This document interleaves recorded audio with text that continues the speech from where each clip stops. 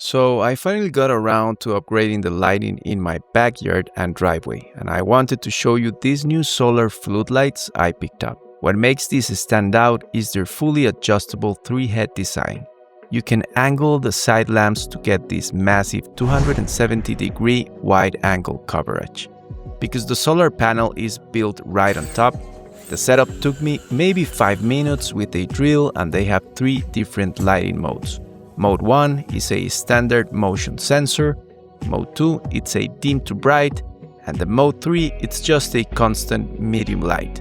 They are 28,000 lumen units with 200 LEDs each, and honestly, for a solar-powered light, the brightness actually surprised me. If you had been looking for a way to add security without dealing with messy wiring or an electrician, you're going to want to see this.